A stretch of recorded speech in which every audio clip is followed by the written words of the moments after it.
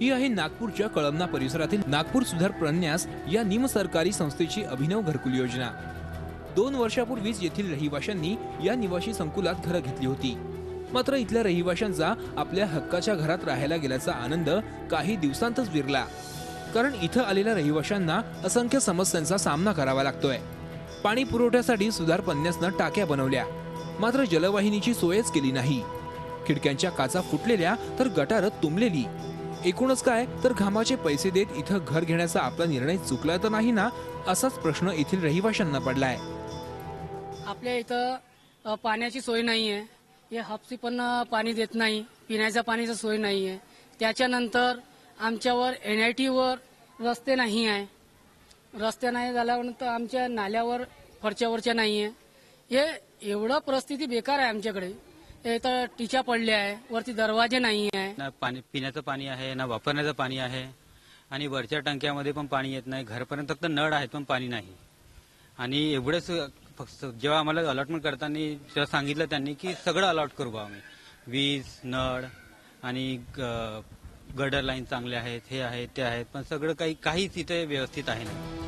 समस्यांचं माहेरघर असलेल्या या अभिनव घरकुल संकुलातील रहिवाशांनी सुधार प्रन्यासच्या अधिकाऱ्यांच्या भेटी घेतल्या, त्यांच्याकडे गाऱ्हाणी मांडली। मात्र अधिकाऱ्यांनी रहिवाशांच्या या मूलभूत प्रश्नांकडे कानाडोळा केला। कशी तरी 1.5 वर्षापासून त्यांना नोटीस देऊ आम्हाला अजूनपर्यंत एक पणही सोय झालेली नाही। अखेर या वैतागलेल्या रहिवाशांनी आपल्या न्याय मागण्यासाठी झी हेल्पलाईनकडे धाव घेतली।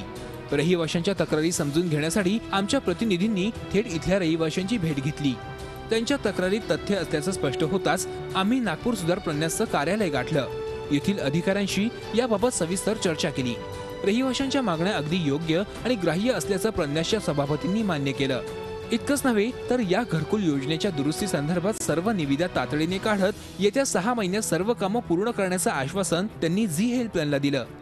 त्या ठिकाणी जे दरवाजे खिडक्या तुटलेल्या आहेत, काचा फुटलेल्या आहेत, नळ लोकांनी काढून तोडून नेलेले आहेत, WC तुटलेले आहेत, बेसिन तुटलेले आहेत, या सर्व रिपेअरचं टेंडर आम्ही काढलेलं आहे। त्या रिपेअर्सचं वर्क ऑर्डर दिलेलं आहे आणि आता आम्ही सोडत देखील काढणार आहोत, जेणेकरून रिपेअर्स केल्यानंतर तात्काळ लोकांना जर अलॉट झाले तर त्या ठिकाणी कुठल्याही प्रकारची असुविधा राहणार नाही। सगळे गाळे जर अलॉट झाले तर अँटी सोशल एलिमेंट्स देखील त्या ठिकाणी येणार नाही।